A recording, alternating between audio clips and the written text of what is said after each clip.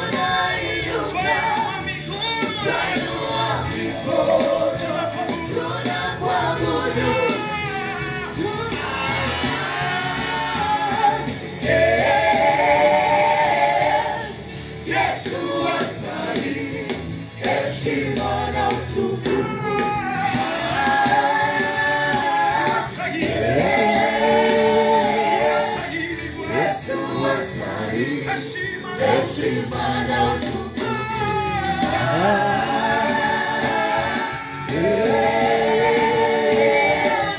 Yesu wastahili heshima na utukufu.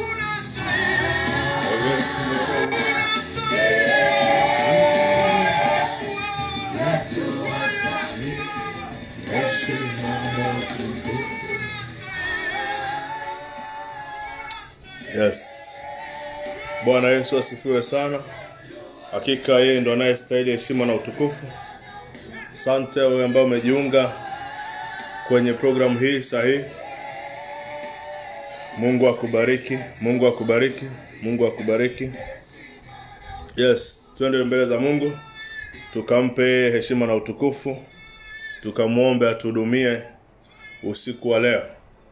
Na kama una ushindani wowote unaoendelea kuhusu usingizi, kuhusu maombi, pia uombe mbele za Mungu aweze kukusaidia sasa hivi. Yeye ni mwaminifu. Karibu. Tuombe pamoja kwa nguvu zote kwenye ibada hii tunapofungua. Tumsihi Mungu apate kutuhudumia na tumsihi programu hii iweze kwenda sawa sawa. Tuombe kwa nguvu zote. Baba, katika jina la Yesu Kristo Mungu le haya, asante kwa neema uliotupa jioni ya leo na usiku wa leo Bwana. Ni siku nyingine tena Bwana ambao umetupa ushindi katika ulimwengu wa roho. Ni siku nyingine tena Bwana umetushindia maadui zetu. Ni siku nyingine tena umetupa hatua ya ushindi. Ni siku nyingine tena Bwana umetupa kushinda katika ulimwengu wa roho. Asante Bwana kwa kutuwezesha kwa namna ya ajabu sana. Kwenye ulimwengu wa roho tunapiga hatua kubwa. Ingawa katika mwili tunajiona kwamba tunakuwa dhaifu, lakini Bwana unatupa nguvu, Bwana unatupa kuimarika, Bwana unatupa kuvuka. Na maadui zetu wanazidi kushindwa kila hatua inaposogea Bwana. Asante kwa ajili ya usiku huu wa leo. Ni usiku mwingine tena Bwana ambao unatufundisha vitu vya kifalme, ufahamu wa ufalme wako e Bwana. Yesu, unaachilia maarifa ya mbinguni, maarifa ya kutawala, maarifa ya kupangua nguvu za adui, maarifa ya kuondoa ile roho ambayo inaandamana na maisha yetu. Yesu, asante Bwana kwa sababu unatupa vitu vya kimungu. Asante kwa sababu wewe unatawala, umeketi mahali palipoinuka, mahali pa juu sana. Jina lako lipo juu mno Bwana. Wewe ndio unayetawala. Hata sasa watawala falme zote Bwana. Tazama tuko pamoja na wewe. Tumeketi pamoja nawe Bwana, tukihukumu pamoja. Inaomba ukatembee sasa Bwana kwa nguvu zako na uwezo wako wa ajabu. Yesu, ukahamishe kila nguvu za mashambulizi, ukahamishe kila roho za kuzimu, ukahamishe kila kikosi cha waganga, ukahamishe kila nguvu ya ushirikina, ukahamishe kila majini, ukahamishe kila pepo zinazoambatana na maombi haya, zinazoshikamana na watu wanaomba mahali hapa. Kwa jina la Yesu Kristo wa Nazareti, tunahamisha hivyo vikosi, tunahamisha hayo mashambulizi, tunafuta hayo mashtaka, tunafuta hizo plani, tunafuta hiyo mipango kwa jina la Yesu. Viumbe vya kuzimu vinavyotumika, vinavaa sura ya majoka, yanatokea watu katika jina la Yesu. Tunasweta kuzimu kila mairizi yaliyopo katika nyumba za watu, yakafurumushwe sasa, yakatoweke sasa. Yaliyokuwa nafunga maombi, yaliyokuwa nafunga maisha yao, yaliyokuwa nafunga progress zao, kwa jina la Yesu Kristo wa Nazareti, Bwana ukafunue, Bwana ukafunue kwa jina la Yesu. Tunakanyaga kila silaha iliyowekwa mahali, iliyotekwa mahali, kwa jina la Yesu Kristo wa Nazareti. Bwana ukatawale mahekalu haya, ukayatawale kila adui aliyeweka kiti katika mahekalu haya e Bwana, ukapindue hivyo viti ndani ya watu, ukatawale wewe. Yesu, ulitawala kwenye mahekalu, uliingia kwenye hekalu ukabomoa kila kazi ya ibilisi, ukabomoa watu waliokuwa wanafanya biashara ndani. Kwa jina la Yesu Bwana, ingia kwenye mahekalu yetu, bomoa kila kikosi cha kuzimu, bomoa kila wapangaji wasio na halali walioingilia haya mahekalu, wakaweka maskani, wakaweka viti, wakaweka meza, wakaanza kufanya biashara ndani ya mahekalu ya watu. Haya ni mahekalu yako Bwana, hivi ni mahekalu yako Yesu. Tunabomoa kila adui aliyeweka maskani kwenye maisha ya watu, kwenye maisha ya mtoto wako, kwa jina la Yesu. Hapo nyumbani kwake Bwana, Roho Mtakatifu katembea, tembea leo kwa moto, tembea leo kwa moto, kwenye vyumba vyao. Tembea kwa moto Bwana kwenye sebule zao. Tembea kwa moto Bwana kwenye madari yao. Tembea kwa moto Bwana kwenye hiyo ardhi. Kwa jina la Yesu tunapangua kila mashambulizi, Bwana kuonekanie, Bwana kuonekanie. Hilo anga liwe huru, kila walichokuzunguka nacho, silaha waliokuwekea ili usiweze kupenya kiroho. Kuanzia leo tunapangua hicho kikosi, tunapangua hiyo silaha, kwa jina la Yesu. Kila silaha wamekuwekea mawe, wamekuwekea mizigo ili usiweze kukua kiroho, usipige hatua kibiashara, usipige hatua kikaria. Kwa jina la Yesu napindua hicho kikosi, napindua hao maadui, napindua hao wachawi, napindua hao waganga, napindua hayo mashambulizi, napindua mizigo inayonyanyuka juu yako, inakuonea tu. Lakini leo napindua kwa jina la Yesu. Kuanzia sasa wakupe upenyo, uweze kusogea mbele za Bwana, uweze kuinua nafsi yako mbele za Bwana, ujihudhurishe kwenye mlima wa Bwana. In the name of Jesus, naachilia jeshi la malaika likapigane kila mahali. Nguvu za Mungu zipite kwenye kila nyumba ya mtu. Kila kinachozuia watu wa 600 kufunguliwa, tembea Bwana, tembea Yesu. Ishara zako ni nyingi, maajabu yako ni mengi. Usiache kuwatokea watu wako Bwana. Funua mwili Bwana, watu waone utukufu wako kwa jina la Yesu. Tembea kwenye majumba yao, tembea kwenye kazi zao, tembea Bwana kwenye elimu zao, tembea Bwana kwenye mahusiano yao. Wengine wamefungwa na mateso ya wanaume zao kwa jina la Yesu. Mungu ukahukumu leo, kwa upako wako, utukufu wako ukatembee, nguvu zako zikatembee. Wingu Bwana likashuke kama ilivyoshuka kwenye hema lile wakati walipoingia Musa na Haruni. Kwa jina la Yesu wingu lishuke kwenye nyumba za watu Bwana. Kuwe na hofu, makuhani wa kichawi washindwe kuhudumu. Kwa damu ya Yesu Bwana tunafunga anga na bahari na kila nguvu za kuzimu zinazotumia makaburi. Kuanzia sasa kila mchawi na mganga na mshirikina yote na nguvu zote zile za kichawi, za kiganga, za yule ibilisi tunaziweka chini na kuzikanyaga kwa jina la Yesu. Asante kwa nafasi Bwana, katuhudumie sawa na mipango yako, sawa na makusudi yako Bwana. Tuhudumie Bwana, tumia vyombo hivi vyote vitakase, teknolojia iliyopo Bwana, vifaa hivi kwa damu ya Yesu. Sauti hizi Bwana zitumie tu, fikisha ujumbe kwenye moyo wa kila mtu. Wewe unawajua wala sisi hatuwajui, wewe unawajua Bwana. Kaseme nao, kanene nao. Yesu yafunue maandiko kwao, wafundishe Bwana. Mahali hapa tumekaa muda mrefu, mahali hapa watoto wako wamekaa muda mrefu, hebu tuvushe Bwana, tuvushe Yesu. Kila roho inayozuia ufahamu wa kimungu tunaikataa kwa jina la Yesu. Kila ukuta unaopambana na ufahamu wa kimungu tunaubomoa kwa jina la Yesu. Asante Bwana, tuhudumie mfalme wako katika jina la Yesu. Amen. Yes. Bwana Yesu awabariki. Karibuni sana. Karibuni mno. Karibuni mno. Ni siku nyingine tunaendelea, na kama umepata nafasi ya kujiunga mahali hapa, Bwana Yesu akubariki. Ulimwengu wa roho kuna vita na mashambulizi, na naamini kwamba unapigana vilivyo. Maandiko yanasema tushindane wakati wote. Usije ukaomba ukaacha ukadhani vimeisha. Adui anazunguka, anatafuta upenyo mwingine. Kwa hiyo the best way ni kuimarika. Just to be stronger, wewe mwenyewe kuimprove.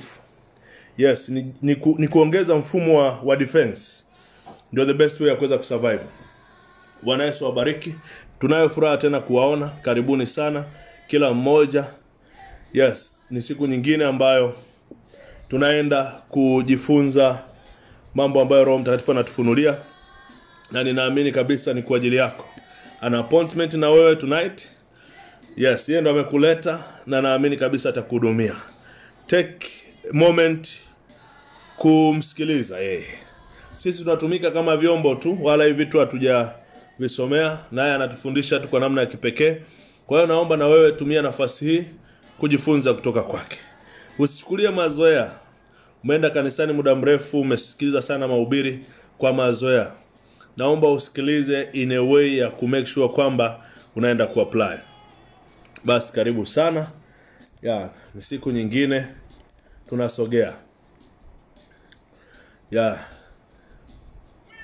Wiki hii tumeanza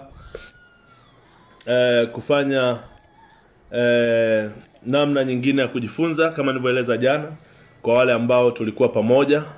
Bwana Yesu wabariki.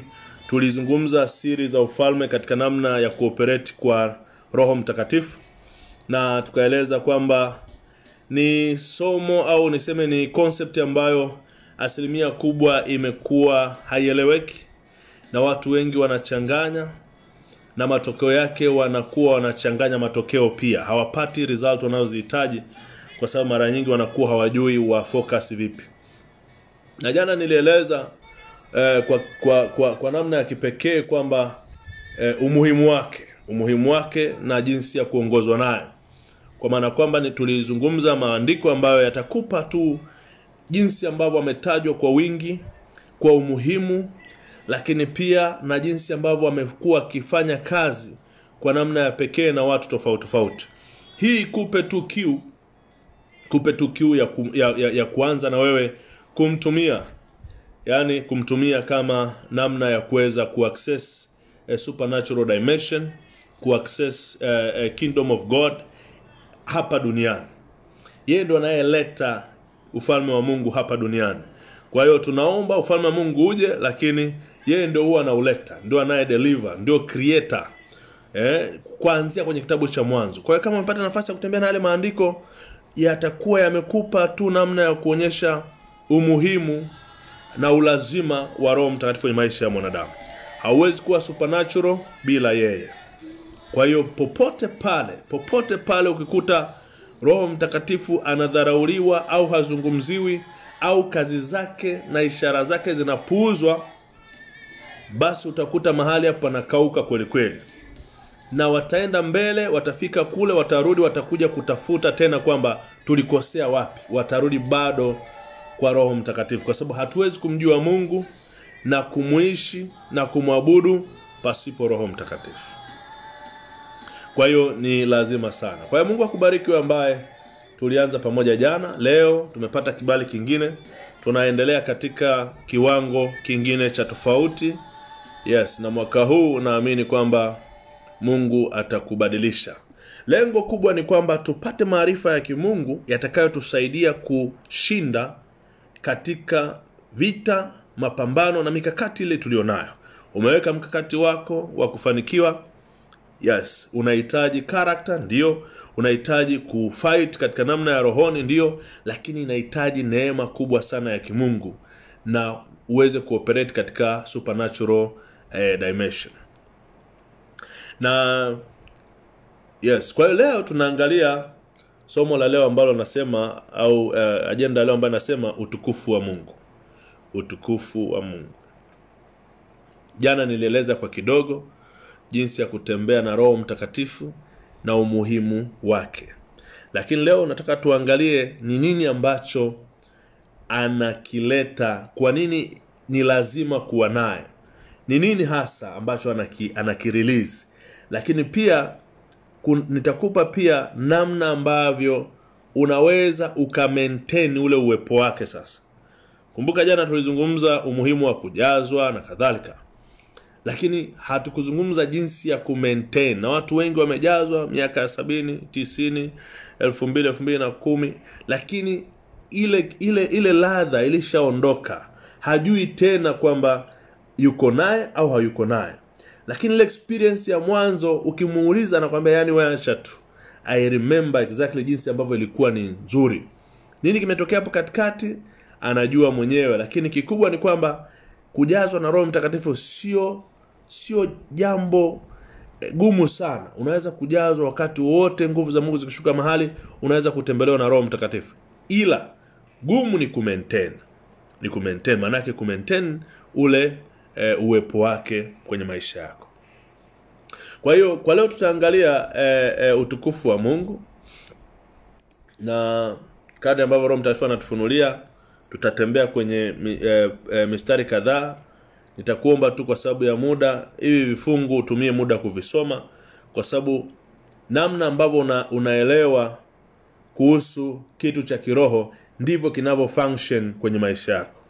Kwa hiyo usipoelewa haiwezi kutokea automatic ukajikuta kile kitu kina apply kwenye maisha yako. Kadri unavyoelewa ndivyo ambavyo unaweza kupata matokeo ya kile ambacho umekielewa. Kwa Mungu haoperate by default. Ni maarifa ya kimungu ndio yanayosababisha manifestation ya kimungu. Kwa hiyo ni muhimu sana uzingatie hizi concept, kwa sababu zitakusaidia katika kuomba na katika kuengage kingdom ya Mungu hapa duniani. Okay. Na ndio maana nakupa tu mfano. Ndio maana unaona kila tukitembea kwenye agenda fulani, tukishajifunza tukaomba kwenye hilo eneo, unaona shuhuda zinatembea kulingana na hiyo agenda. Kwa hiyo ina maana ni maarifa, hatuna cha tofauti tunachokifanya, ni maarifa yale yanaingia ndani yako, unapata understanding. Unapoomba based on that agenda, ndipo inaanza kuapply result kwenye maisha yako. Kwa hiyo kama tumepata result over the past week, kwa nini kwenye hili tusipate result? It's the same way. Kwa hiyo zingatia tu, ila ni topic ambayo watu wengi wameizoea sana. Kwa hiyo wanadhani huwa wanaijua. Wanadhani kumjua, knowing about Holy Spirit, wanadhani labda ndivyo wanakuwa wamemjua in personal. Sivyo? Yaani anaweza kawa ameandikwa sana, lakini haujapata kuengage na kumtumia in a personal manner. Kwa hiyo paragraph ya kwanza nasema dini na madhehebu yameweka taratibu na kanuni mbalimbali.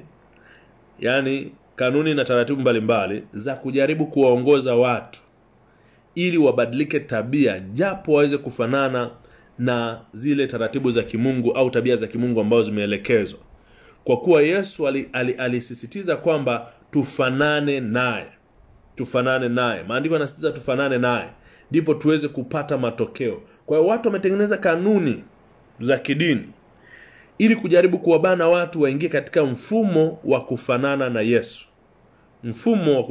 Yesu. Kwa hiyo ni mfumo umesukwa tu, taratibu za kanisa hili, taratibu za dini hii, watu wavaeje, watu waendeje, watu wasalije, watu wakutane vipi, ukitaka kuolewa ni taratibu zikoje. Ni namna tu ya kujaribu kuwaweka watu wakae katika formula. Na hata ukienda jeshini kuna taratibu hizo za kufanya jeshi hili lifanane lenyewe na lingine lifanane kwa namna tofauti. Lakini kitu cha muhimu sana, mwanadamu unaweza kujaribu kumbadilisha from outside. Yaani kwamba hivi ulivyofanya sio vizuri, badilika vile. Ila the Holy Spirit ndiye pekee mwenye uwezo wa kumbadilisha mtu from inside out. Ndio yeye peke yake mwenye uwezo wa kubadilisha mtu from inside out. Wanadamu watajaribu kubadilisha mtu from outside in. Ila Holy Spirit will change a person from inside out. Ni kama ana undergo, sio nisemeje kwa wale waliosoma chemistry, ni kama chemical change. Hairudi. Yaani ukishabadilika unabadilika from inside out. Yaani wala hauachi kusema kwamba kesho utarudi. Lakini kwa nje ukikemewa unajaribu kujirekebisha, ila the source, ile tatizo inakuwa liko pale pale. Kesho linakuwa tena linakuwa ni tatizo vile vile, linaanza kuzaa matunda katika mwili ambayo yanakuwa ni matunda ya mwili. Kwa hiyo Roho Mtakatifu anachofanya ni kumbadilisha mtu inside out. Na anavyobadilika ni kama kunavyopambazuka, jinsi ambavyo giza linavyokuwa linaondoka, mwanga unavyokuwa unaingia, kama ulishawahi kushuhudia.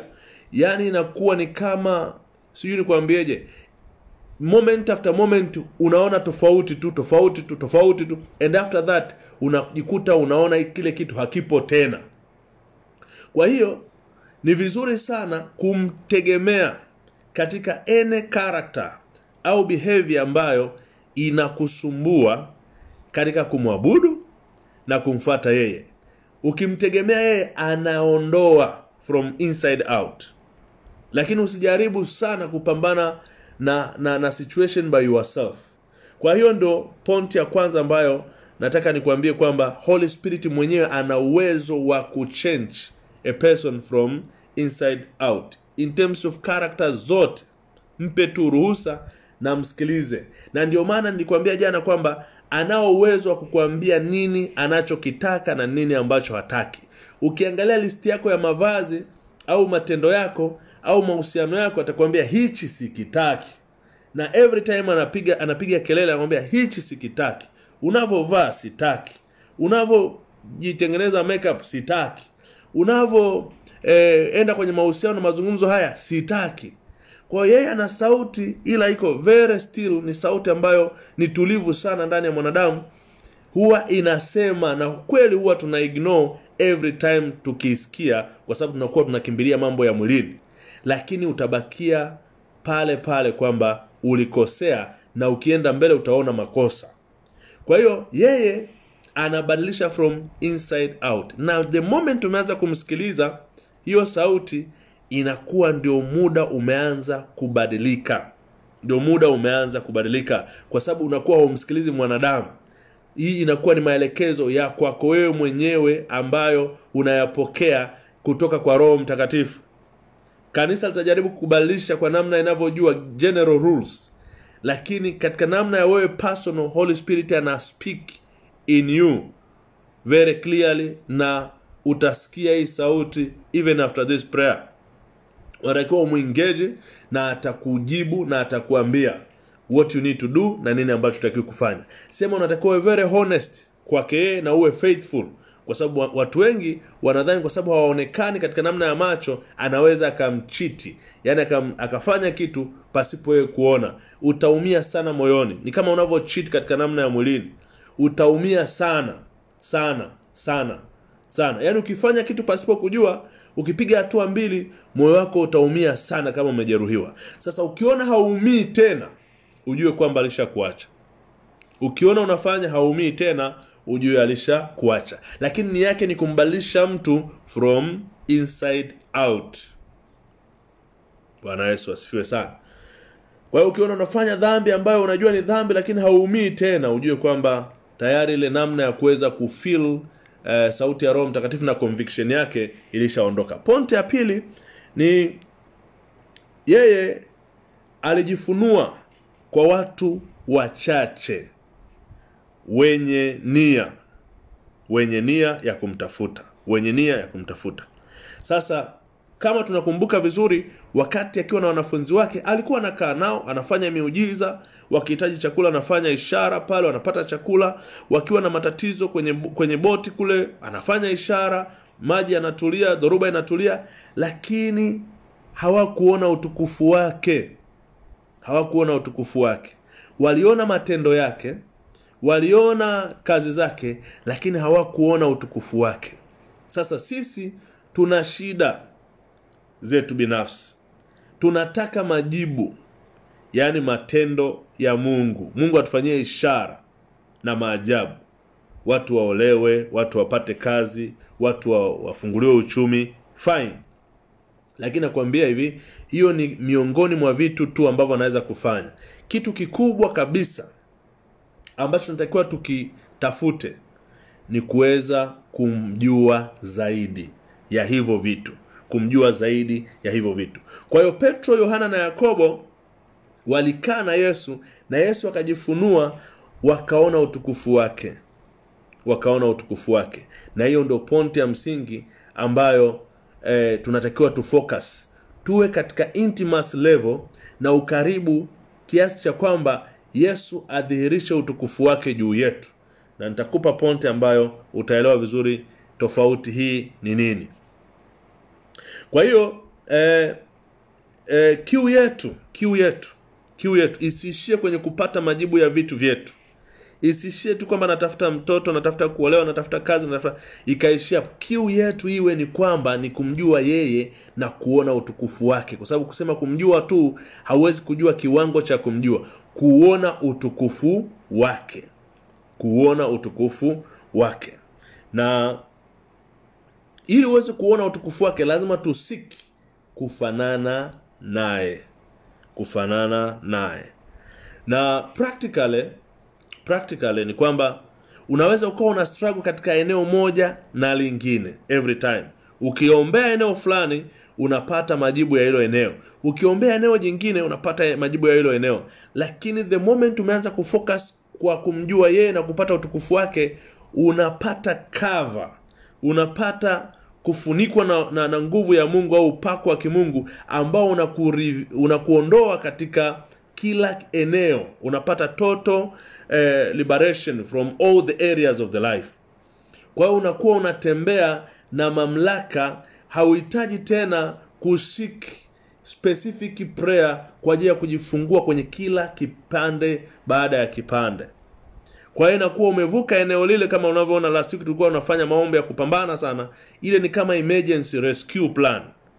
The point inayotakiwa ni sisi kufanana na Yesu, kumkaribia Yesu such a way kwamba hayo mazingira yote tuliyoyaona ya last weekend and so hayatakuwepo tena, kwa sababu Mungu anaachilia utukufu wake juu yetu. Na utukufu ni uwepo wake, ni upako. Nasema nilikuwa na upako, siku hizi sina upako. Nilikuwa nasikia upako fulani, siku hizi sina. Na ukisha kata, adui anakuwa na uhalali na wewe. Kwa hiyo unaweza ukabakia na ile kanuni ya kikuhani, ile kanuni ya kwamba tayari unamjua Bwana, umeokolewa kwa damu, lakini utabidi ufight kwa ajili ya kupata a step. Itabidi ufight, lakini ukishapata total grace ya utukufu wa Mungu, maana yake unaanza kutembea ndani ya neema ya kimungu sana. Sasa kuna majibu ambayo hatujaomba. Yaani kuna maombi ambayo hatujayaomba kwa kinywa chetu, lakini Mungu anajua tunayahitaji. Ndipo anapoachilia kwenye hiyo presence ya kimungu. Kwa hiyo utukufu wa Mungu ni uwepo wa kimungu ambao unakumbuka Musa alililia sana uwe pamoja naye. Alisema kweli anaona ishara na kila kitu vinatokea, lakini uwepo wa Mungu huo ndio alitaka uwe pamoja naye, na akatafuta kumuona Mungu au kumjua Mungu. Na hiyo habari utaipata kwenye Kutoka ile 33. Kwa hiyo lengo ni kwamba tukishafikia kuwa na hamu ya kumjua Mungu, anaanza kutufunulia siri deeper. Kwa hiyo kama maombi yangu mimi ni kupata kufanya ishara na maajabu, then nimepotea. Kama natafuta kumwomba Mungu ili niweze kupata hela, then nimepotea. Yaani nishapotea sana. Kama kuomba kwangu mimi nipate nguvu za Mungu ili nimuombee mtu aweze kupata mtoto au aweze kupata kazi, yani nimeshapotea. Focus yangu mimi ni kumjua yeye na yeye kunifunika na utukufu wake. Yani nifanane naye, kwa sababu Yesu ndo amebeba utukufu wa Mungu, na utukufu ni uwepo wa Mungu, ni wingu, ni presence ya Mungu. Na maandiko yanasema huu utukufu na reflect kwenye uso wa Yesu. Na ndio maana uso wa Yesu unang'aa, na uso wa Yesu umebeba majibu ya Mungu, kwa sababu Mungu ana majibu yote. Kwa hiyo tukitaka kupata favor, tukitaka kupata neema ya kimungu, tunatazama uso wa Yesu. Na uso wa Yesu ndio wenye majibu, una sauti, una majibu ya kila kitu ambacho ufalme wa Mungu umekusudia. Na ndio maana Holy Spirit ndio ana reveal Jesus Christ to us, kwa sababu ndani ya Jesus kuna utukufu wa Mungu ambao wenyewe ndio wenye connection na heaven, na ile presence ya kimungu ambayo ilikuwa inashuka wakati Musa anaenda kwenye hema ya kukutania. Kwa wakati ule Musa akiingia, utukufu wa Mungu ulikuwa unashuka kiasi cha kwamba sauti ya Mungu inasikika, Musa akizungumza kama mtu anavyoongea na rafiki yake. Kwa hiyo wanafanya dialogue, wanapanga, wanaongea, yani hakuna limit. Sasa sisi hatuwezi kuaccess ile glory that way. Lazima tupitie procedure ya agano ambao ni Yesu. Kumbuka kwenye ile hema ya kutania kulikuwa na sehemu ya kutolea dhabihu kwa ajili ya kuweza kuondoa dhambi za watu kabla hawajaingia kwenye patakatifu. Na kwenye patakatifu kulikuwa na vitu ambavyo lazima vizingatiwe kabla kuingia patakatifu, ambapo akifika kuhani mkuu ndipo utukufu ulikuwa unashuka. Kwa sisi kwenye hii hema ya kuingilia, sasa kwenye mlango wa kuingilia tunatumia damu ya Yesu, na Yesu ndio reflection of the glory of God. Kwa hiyo ni vizuri tukajua kwa nini tunamhitaji Yesu. Yesu amebeba utukufu wa Mungu, ana reflect ule utukufu wa Mungu kwenye uso wake. Na Yesu hatuwezi kumaccess supernaturally now without the Holy Spirit. Is him in the Holy Spirit.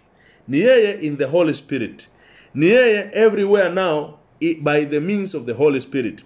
Kwa hiyo ni vizuri sana tukapata hii connection, kwa sababu that is when tunaanza kuweza kutembea na supernatural activity. Kwenye masomo yatakayofuata au agenda itakayofuata tutaona jinsi ambavyo practically you can engage baada ya kujua hii concept. Kwa hiyo Yesu amebeba utukufu wa Mungu, na Mungu ana character za upendo hujawahi kuona. Ana character za huruma hujawahi kuona. Tumemdefine Mungu kama adui. Tumemdefine Mungu kama dictator. Tumemdefine Mungu kama mtu mwenye roho mbaya. Sivyo. Yuko tofauti sana, ni mwingi wa huruma na rehema nyingi, na tunaweza tukaziona hizo character kwa Yesu mwenyewe. Ndio maana tunatakiwa tufanane naye. Yesu alikuwa amebeba zile character. Na hizi character ndio nazosema ili tufanane naye tuweze kuenjoy ule utukufu wa Mungu uweze kuwa reflected kwetu sisi kama jinsi ulivyokuwa kwa Yesu. Ni lazima Holy Spirit atu change inside out, kwa sababu zile character ndio zinazo radiate presence of God. Sijui kama naeleweka. Zile character ndio zinazo radiate presence of God. Unakutana na mtu mwenye hizo character unasema huyu mtu ana kibali. Yaani ana kibali kazini, ana kibali katika maeneo fulani, ana kibali kwenye huduma yake. Kuna kibali cha Mungu kiko juu yake. That is the presence of God. Okay. Kwa hiyo pointi nyingine, Bwana Yesu akusaidie. Roho Mtakatifu ili aweze kubadilisha katika hayo mambo ambayo tunazungumzia, huwa anaongea. Na anavyoongea unaweza usiweze kutofautisha sana kati ya mawazo yako na yeye kwa hatua za awali. Watu wengi wamestruggle, na mimi nilistruggle sana hapo. Sana. Kwamba hivi anachokisema ni mimi ama ni yeye au ni shetani. Lakini ni rahisi sana kudistinguish au kutofautisha, kwa sababu mawazo yake yeye mara zote ni mema. Atakulidi katika vitu ambavyo vinasik kuengage more relationship with God at first, kabla hujamwambia mchumba huyu ndiye au sie. Atakulidi katika vitu ambavyo vinasiki kuengage relationship na Mungu. Atakuonya katika mambo ambayo ni machafu kweli kweli. Kwa hiyo huwezi kuwa na doubt kwamba ni mawazo yako au sio mawazo yako au ni mawazo yake kwa habari ya dhambi. Atakwambia this is bad. Na mara nyingi hatumsikilizi. Kwa hiyo anasema katika sauti ya upole. Watu wanakuambia nilikuwa nasikia kuna sauti inaniambia hivi, nyingine inaniambia hivi. Ni rahisi kujua ile ambayo inakushauri mema. Ni rahisi sana kujua ile inakushauri mema. Na mara nyingi ukifika katika sehemu ambako hauwezi kuchagua kwamba hizo sauti zimekuwa na equal weight, zimekuwa na uzito sawa, ukiingia kwenye maombi ile ya kwake huwa ina take place. Ile ya kwake huwa inatawala. Hata kama ni kwenye maamuzi, ukiingia kwenye maombi utagundua kwamba lile la kwake linazidi kuwa na nguvu sana kwenye ufahamu wako. Kwa hiyo sikatai kwamba kuna wakati sauti zinaweza zikawa unasikia mawazo yako, unasikia maelekezo ya Mungu. Ukiingia magotini, ukiingia kufunga na kuomba, unaona ile ya kwake ikitawala. Na mara nyingine unaanza kujikuta una move automatic katika action ambazo ni za kwake, katika ile dira ambayo amekuelekeza, kabla hata ya wewe mwenyewe kumake a decision. Unajikuta tayari umeshaanza kutembea katika hiyo process kabla hata hujafika chini kusema na decide to go forward or not. Huwa anatengeneza msukumo wa ndani na amani ya ndani hujawahi kuona. Kwa hiyo wakati unafanya hayo maamuzi, ingawa kiakili haujui utafika wapi, ila for sure unakuwa unasema I feel like I should do this. I think I'm okay with this. Hautakuwa na doubt tena kama ile hatua ya awali. Na hivi ndivyo ambavyo huwa anazungumza na watu wengi. Sasa ukiangalia hata kwenye maandiko, Elia alitaka kumuona, lakini ilipita tetemeko, moto ulipita, hali ikawa, lakini katika huu moto hakuepo, kwenye tetemeko hakuepo, kwenye upepo mkali hakuepo. Sauti tulivu ikapita. Kwa hiyo tunaweza tukamtegemea Mungu wakati wa maombi. Tunaomba tupate ishara, tusikie nabii ameongea na sisi, tusikie prophecy, tusikie sijui kitu gani, au tuende mahali sijui tuambiwe na nani kitu gani, ni confirm sijui kwa watu. Mimi nilifikiaga mahali hata confirmation za watu sikuwa nazisikiliza, because nilikuwa nasema kama Mungu anasema, moyoni mwangu nitakuwa na amani. Kwa hiyo yeye anajua, kwa sababu ukishapata amani hauna majuto. Ukifanya maamuzi yako wewe mwenyewe kwa kukubali kwa amani yako mwenyewe, utakubali accountability. Lakini ukiambiwa na mtu, utakuwa bado una doubt ndani yako kwamba ndio aliniambia mtu, lakini ilikuwa ni kweli au si kweli. Kwa hiyo hii sauti hii, ninaamini baada ya muda mrefu mimi nimekuja kuona kwamba iko so loud, yani iko so clear. Inaweza isiwe so loud, lakini iko so clear kwamba katika eneo la kufanya jambo unasikia kabisa hapa umekosea. Hata kama ni jambo dogo, anakuambia hapa umekosea, kwamba kesho change character. Na mimi linisumbua, and I can give you an example. Siku moja nilikuwa nilivuka taa nyekundu kwa gari, akanikuta traffic na akanibana kweli kweli, nikampa hela. Nimetoka dakika 2 mbele, niliumia sana kwamba kumbe nayo ile haikumpendeza. Niliumia sana. Kwa hiyo unaweza kuangalia how much ana care the small details. Kwa hiyo kwa kadri unavyokuwa sensitive kwake, ndivyo anavyozidi kukuonyesha maeneo mengine, anakubomoa kweli, anakubomoa character kweli. Ni kweli ulivyokuaga zamani usingeweza kuvumilia, lakini this time around kwa sababu yake unajikuta hauna namna. Kwa hiyo zifuatazo ni baadhi ya hatua za kumpata. Kama hujai kumpata, hizi zifuatazo ni hatua ambazo zinaweza zikakusaidia kumpata. Na kumaintain pia. Sababu watu wengi wanadhani Roho Mtakatifu anapatikana accidentally, kwamba nijikuta tumejazwa. Lakini hawajui baada ya kujazwa wafanyeje waendelee kumaintain. Na hawajui kwamba kinachotakiwa ni kwamba uweze kutembea naye, ndipo mambo yako yaweze kufanikiwa. Sio kuombewa, utembee naye, uingie naye kwenye ndoa yako. Ukilala na mume wako, wewe ukiwa na hiyo presence, no demon will come across you. No demon. Nakwambia kabisa, hawezi kuja pepo. Ukiwa na hiyo presence, hawezi kuja pepo. Na watakuwa na kuavoid hujawahi kuona. Yani wewe ukiingia mahali, atmosphere na change. That is what we need to seek. Kwa hiyo when you know the steps, utakuwa una engage constantly daily, na atazidi kufurika ndani yako. Kwa hiyo kitu cha kwanza kabisa, Holy Spirit ni holy kama nilivyosema jana. Unahitaji toba ambayo ni ya kumaanisha, maana yake ya kuacha vile ulivyovitubia na kuanza kuishi maisha mapya. Hiyo namba 1. Na kama ulishatubu katika dhambi zile za kwenye amri, you need to know kwamba Mungu anazungumza zaidi ya jinsi alivyozungumza kwenye maandiko. Yaani maandiko, Biblia ni guideline, ni basic guideline ya jinsi ambavyo Mungu anakusudia. Baada ya hapo huwa anaongea katika personal level. Hizi tunazita rema. Kwa hiyo tuna logos ambayo ni neno la Mungu, lakini asilimia kubwa, hata ukijua mstari mmoja, unaweza kukutosha wewe. Ukimsikiza Roho Mtakatifu anaweza kukushape mpaka kila mtu akikuona akajua wewe ni Mkristo. Kwa wale ambao hawanaga Biblia na hawasomi maandiko, still wanaweza wakaongozwa katika namna ambavyo ilivyo sahihi, kwa sababu Mungu anazungumza katika namna ambayo ni very personal na inakuwa in line na maandiko. Narudia tena, inakuwa in line na maandiko.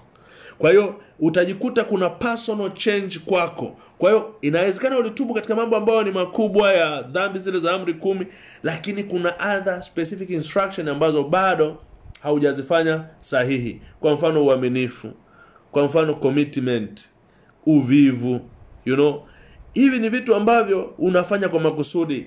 Yani there are things ambazo unadhamiria moyoni mwako unazifanya, lakini kiukweli kabisa zinakuwa zinamuoffend Holy Spirit.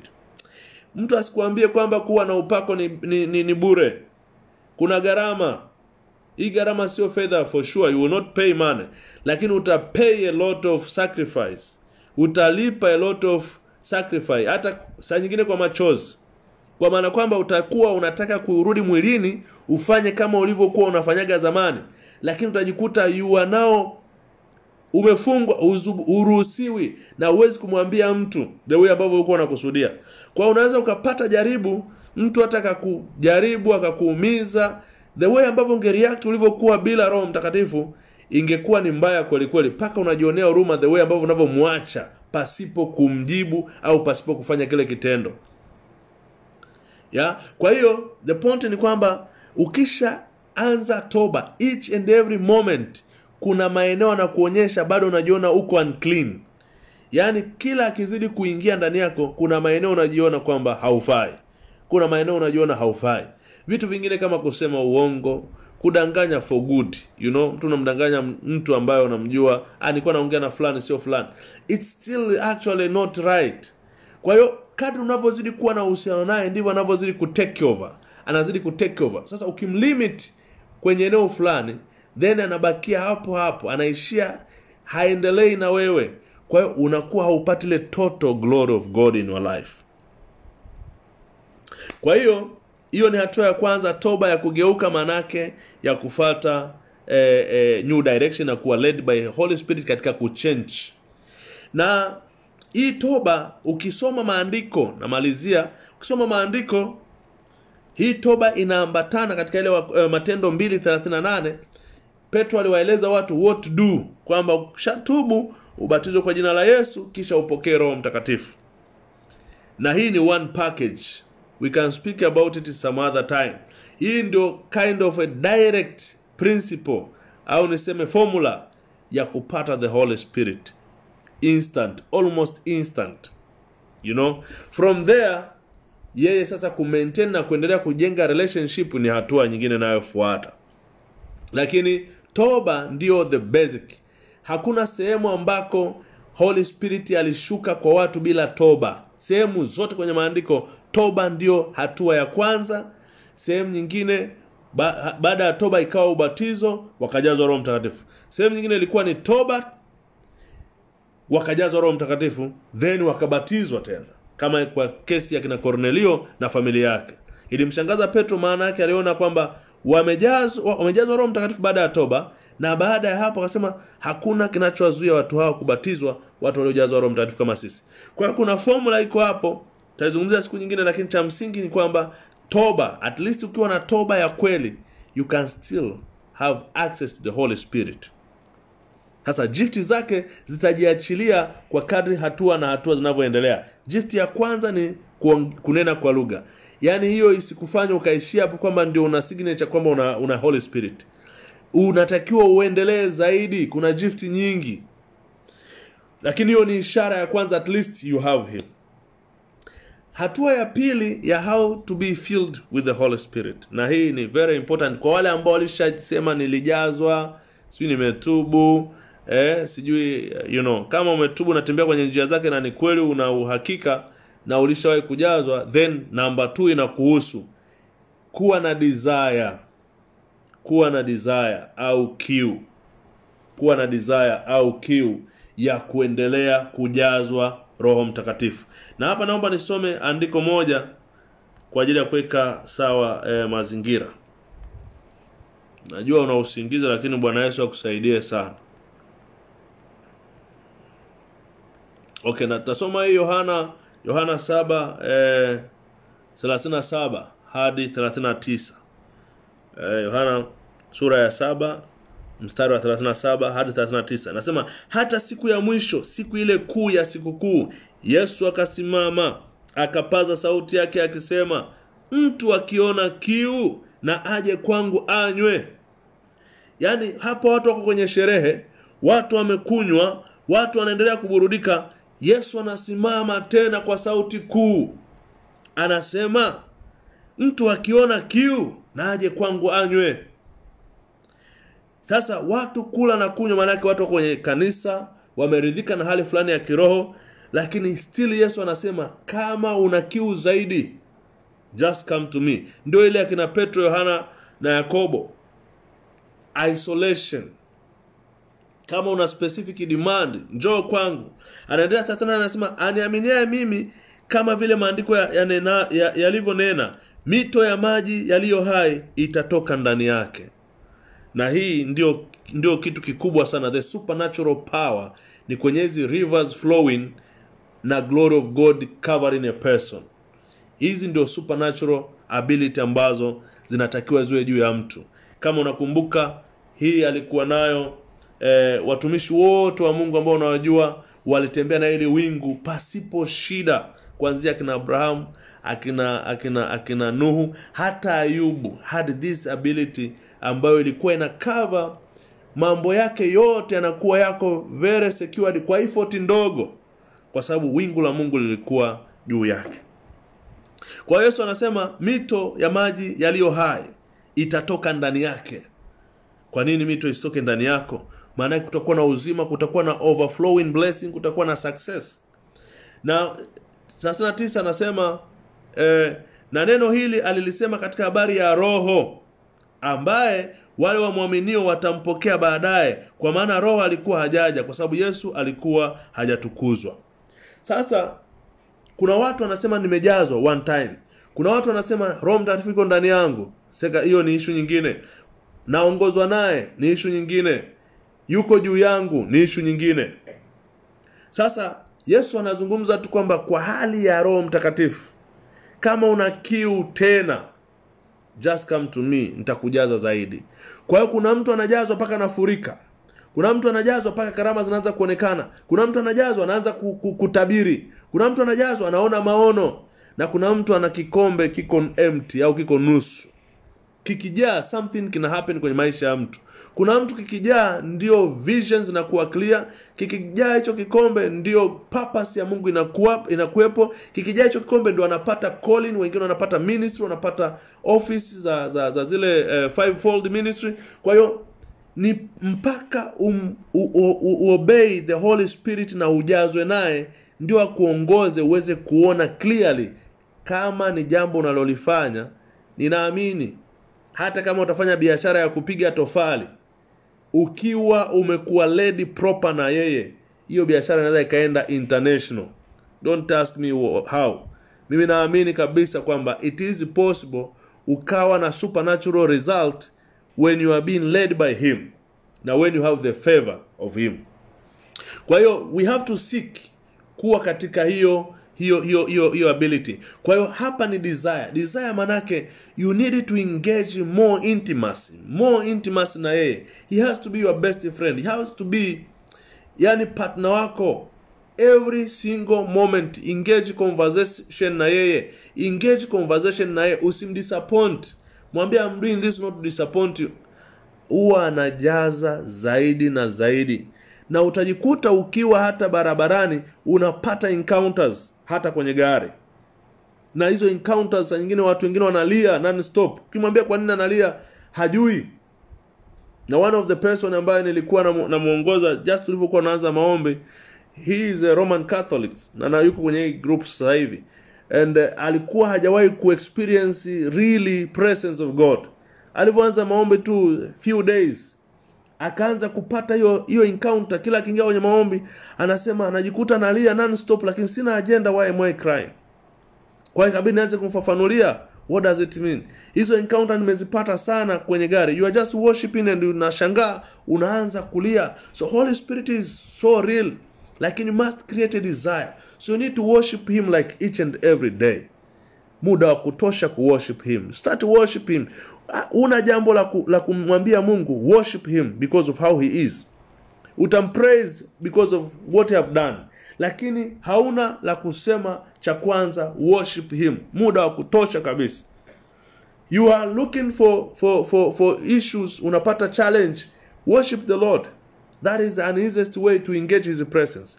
Kumwabudu, kimpa muda wa kutosha kumwabudu bila kuwa na simu, bila kuwa na device. Just sit somewhere, worship him. Sio lazima uimbe aloud. Just sit down and just worship him. Kama una song, that's fine. Kama unaweza kumwambia maneno, that is fine. Hiyo desturi ukitengeneza, he will one day flood you with his presence. Yaani utashangaa. Na yuko very faithful. Sasa watu wengi tunaingia kwenye maombi, tunafanya maombi ambayo ni rough. Fanya maombi ambayo ya kuzungumza. After that unafunga, unalala. Just create a tendency ya kustay somewhere, listen to the worship song and meditate to those words. Yale maneno yanayotoka tu. That's the simple way. Tafuta wimbo mrahisi, just let that wimbo play and wewe repeat yale maneno moyoni mwako, just mtafakari Mungu. It is enough way to worship the Lord. Umeelewa? Sasa kuna tofauti ya worship na kupraise, lakini nataka tu worship. Ukiwa ni mtu mzuri unajua kusoma neno, then tumia maneno ya kumtukuza, ya kumwabudu Mungu, mwambie Mungu how he is. Na utajishangaa ndani ya muda mfupi his presence will always come. Na ikija hiyo presence ndio watu wanaoitumia kufanya ishara na maajabu. Ndio maana kwenye ibada kuna kipindi cha kuabudu. That is only first stage to engage the presence of God. Ingawa watu wanashindwa kuconnect ile kuabudu na kuhudumia watu. Wakishamaliza kuabudu wanasema tusikilize neno. Lakini that is the time that the presence comes. Na ndio maana unaona watu wanalia. It is such a sijui kuambieje, kuna siri kubwa sana, na hapo ndipo ambapo kuna connection ya music as well. Music is also a way to accelerate ile worshiping activity. Atmosphere ina change, na ikisha change anashuka. Hata kama uko mwenyewe, do this. Ukiwa mwenyewe, just create ile utaratibu. Weka hata alarm saa fulani, I will do that. Then ukisha kuwa ni mzoefu wa kufanya hivyo, please na kuomba, and I don't know why I'm speaking this so details. Na kuomba, do not just sleep every day kama vile unalala ghafla. Tengeneza few minutes ambazo unamtafakari Mungu. Unamwabudu Mungu. Achana na hoja zako na agenda zako na matatizo yako. Mtafakari Mungu on how he is. Mwambie Mungu wewe unastahili, wewe ni mwenye nguvu, mwenye uweza. Tafakari andiko hata moja tu. Ukiwa umefumba macho na karibia kulala, just tafakari. Then you will see how he will respond in visions and in dreams. Nakupa almost all the techniques that I do use. These are my personal. Kwa hiyo unatumia muda wa kutafakari maandiko na kutokulala just like that. Ukishamaliza kuomba, tumia muda wako kutafakari. Kama umeweza kutafakari pale ulipokuwa kwa kuketi chini, kwa kutafakari ukiwa hapo, that's also fine. Ukishindwa ukiingia kitandani, just spend minutes, kama 10 minutes, ukiwa kabla hujaingia kwenye deep sleep, ukiwa unamtafakari. Utaona vision. You can even start today. Utaona vision. Sasa ili usilale haraka, inabidi ulale kwa watu wengine. Some of the people lazima walale kwa mgongo ili asiweze kusinzia haraka. Lakini ulala kwa kifudifudi, automatically unakosa ile concentration. But you need to engage, na hii ndio mahali ambapo nasema those who wait for the Lord. You need to wait for him. Umemuomba, you need to wait for him to tell you something. Ata drop an idea into your mind. Ata drop a peace. Ata drop a joy. Ata drop a hope into your mind. Na ukienda kwa kitanda, if you are sleeping, ata recreate your mind in a way that you will see visions, you will see dreams. Saa nyingine una wake up in the night au in the morning, unajikuta hali uliokuwa nayo ya majonzi, it's just gone. Because he works in the night as well. So it's not the maneno tunayoyapeleka kwenye maombi ndio yanayo create majibu. It is the sense of our heart. The way that it is mioyo yetu inakuwa ina desire, imebaki open, iko so hungry, that is when he feed these hearts. Lakini hawezi kusema kwa sababu nimeomba 1 hour with just a strong solid heart, eti kwamba utapokea. Never. Kwa that change, unaweza ukawa na maneno mawili lakini your heart is so hungry and you are just praising him. Your heart is so hungry. I mean, ndivyo utakavyojazwa. Maana yake una kiu, na Yesu anasema whoever ambaye ana kiu aje kwangu na anywe. Point nyingine ni kwamba you must have faith. Lazima uwe na imani kwamba Holy Spirit is there, and Holy Spirit ni rafiki. Habagui. Hana cha kusema anakutana na watu wa namna fulani tu, wengine hakutani nao. No. Ni wa kila mtu. Kwa hiyo so long as una desire, so long as umefanya toba, believe kwamba he will encounter you. Na akiachilia encounter, utai notice. Sasa hii ni aspect ya faith au imani, kwamba ni hakika ya mambo yatarajiwayo. Lakini tunampokea Roho Mtakatifu kwa njia ya imani. Yaani maana yake ni kwamba even if you don't see him, even if you don't feel him, you need to create an atmosphere kwamba he is here.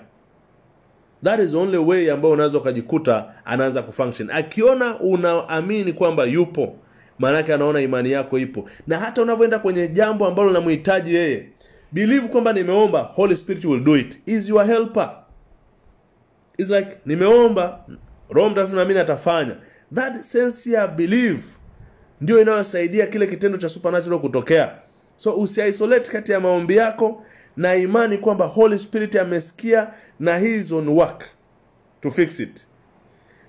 Tusishut your door ya faith. Kwa hiyo even if haumuoni mtu, even if hauoni unachokiombea, but when you pray by faith, the Holy Spirit pick that faith, ndio anayefanya in a spirit. Sasa watu wengi wana pray but the faith inakuwa ni lesser. Kwa hiyo nachotaka kusisitiza hapa ni kwamba namna nyingine ya kuincrease his presence ni kuuse your faith, yani kutumia imani.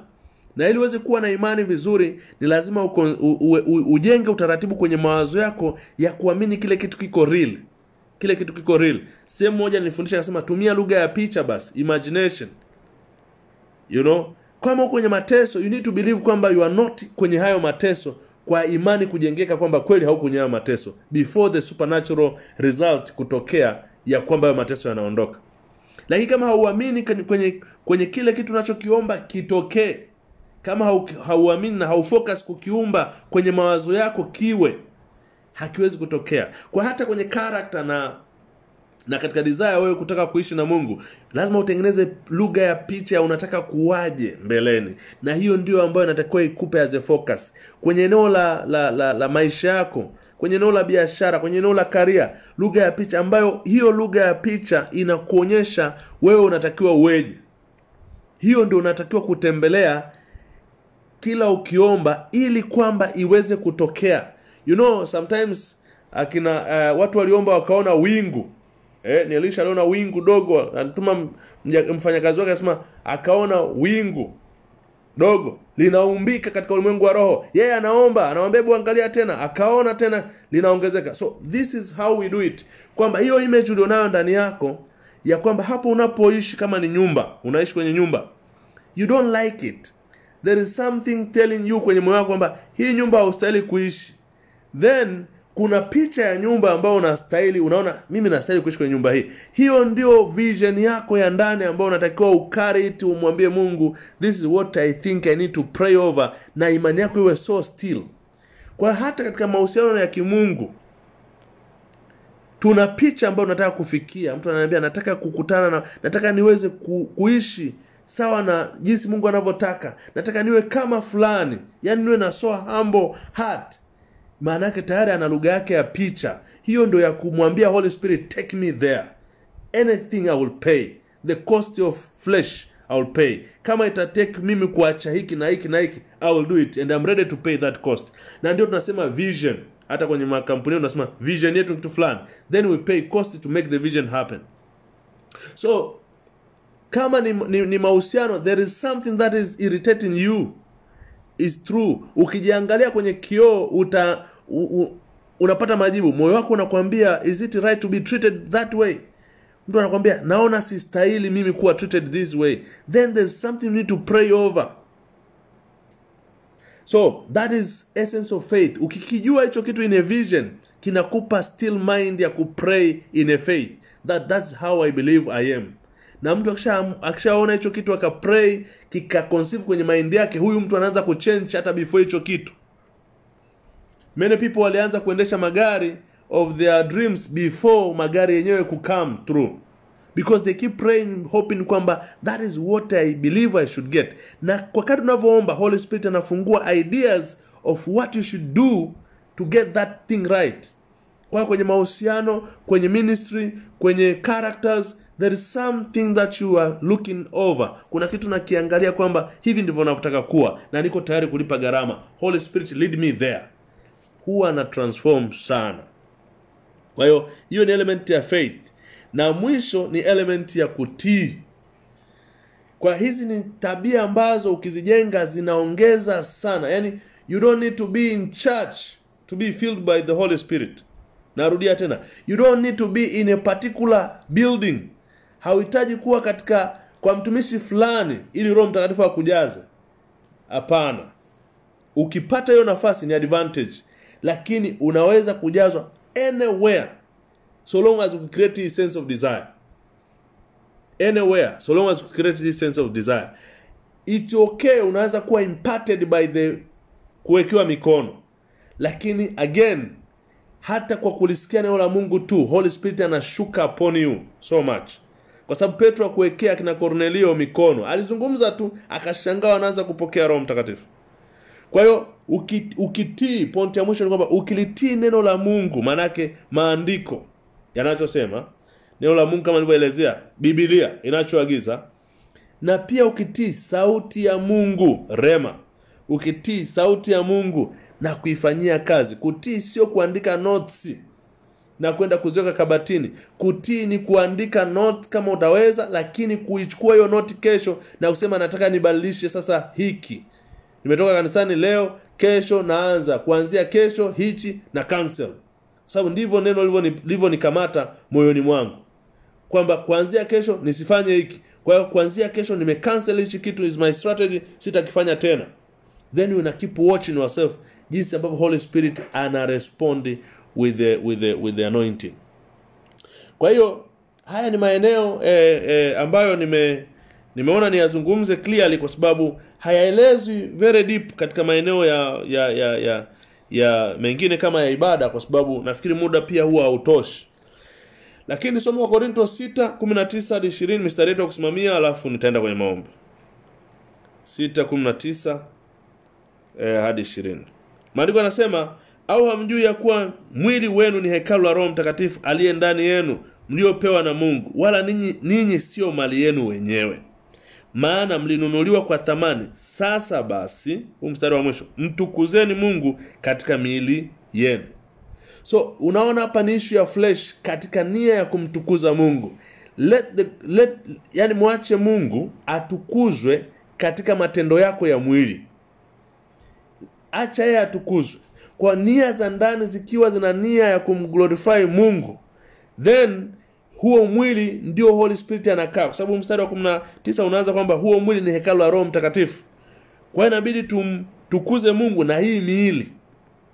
Kwa hii presence yake iweze kutake over na ability yake iweze kutake over, we must surrender the desire of the heart. Na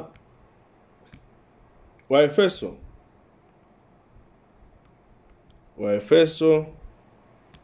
5:18 hadi 20.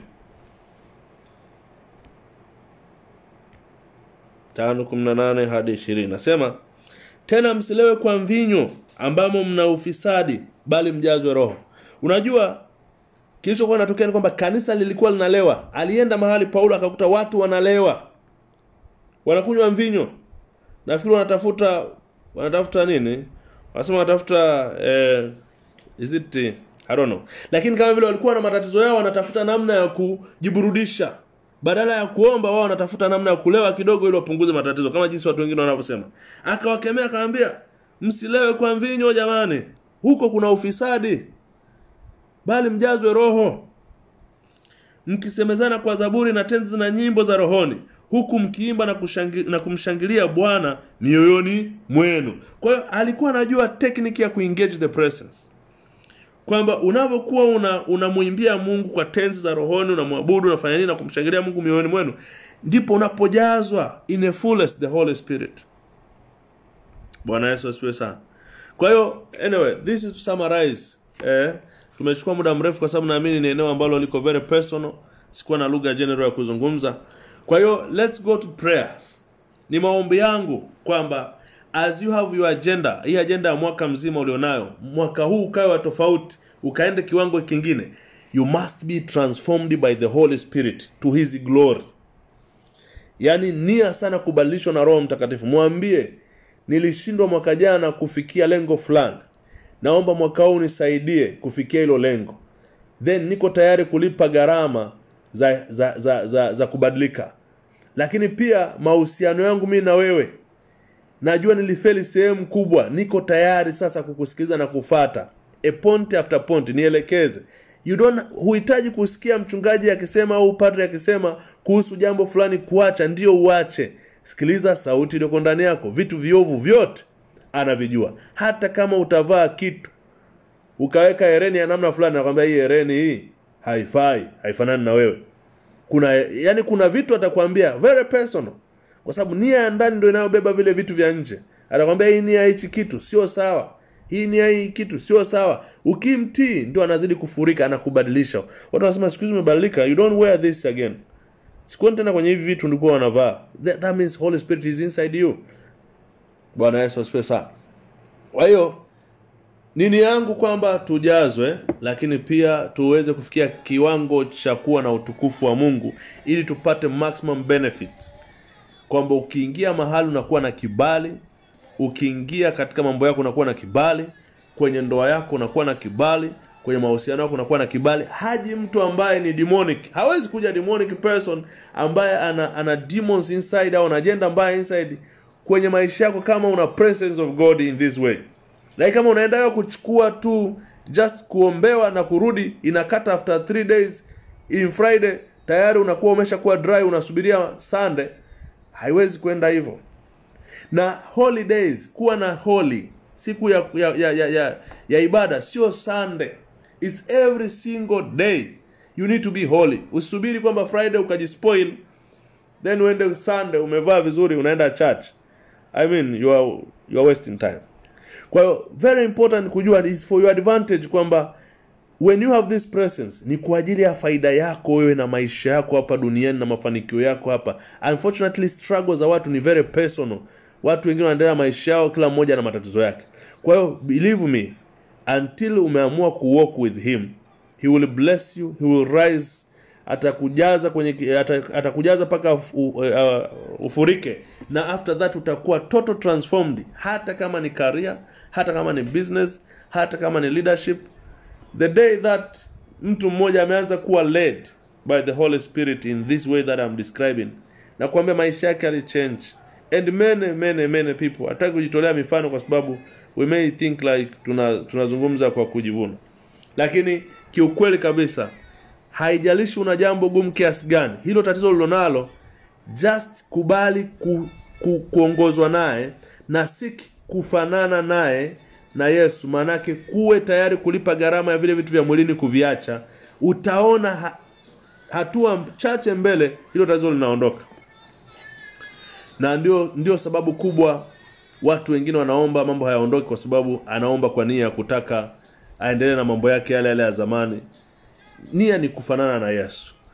Kwa hiyo ukishafanana naye utajikuta unapata uwezo mkubwa sana wa kuweza kuishi maisha ya kiroho, lakini pia utaweza kukonka mazingira yale yote ambayo yanakuzunguka na kuwa a new person. Yes. Kwa hiyo naomba tuingie kwenye maombi. Tutaomba Mungu akusaidie haya tuliojifunza ukaanze kuapply. Ni nia yangu kwamba uingie kwenye practicals, uanze kuapply. Ukiwa na swali la how to do it again, ukiandika message, ingawa tunaweza kudelay kujibu, lakini tutakujibu kukuambia how to do it more. Lakini hapa ndipo palipo na siri ya mabadiliko ya mwanadamu kutoka kwenye alivyo katika mwili kuwa a supernatural person. Na ndipo unapoweza kuanza kupata matokeo makubwa katika maisha yako yote. Bwana Yesu awabariki. Naomba uwe tayari sasa kwa ajili ya maombi. Believe me sasa kwamba hapo ulipo Holy Spirit is there. Na kulingana na how hungry you are, ndivyo atakavyojidhihirisha kwako. Kwa hiyo tengeneza mazingira ni moyoni mwako. Usisubiri kwamba ni mtu atakuletea Holy Spirit. Ni moyoni mwako, the way you are hungry. Baada ya kusikia neno, mara nyingi akishaachilia hivi knowledge yake ya kimungu, yoyote anayesikia huwa analidhihirisha neno lake. Kwa hiyo Bwana Yesu akubariki. Tutaenda kuomba and I believe utapata encounters na utaanza kutembea naye. Asante Mungu wa kweli, umetenda mema kwangu. Nipo tayari Roho, nipo tayari kukusikia. Sema na moyo wangu, sema na maisha yangu, sema na nafsi yangu.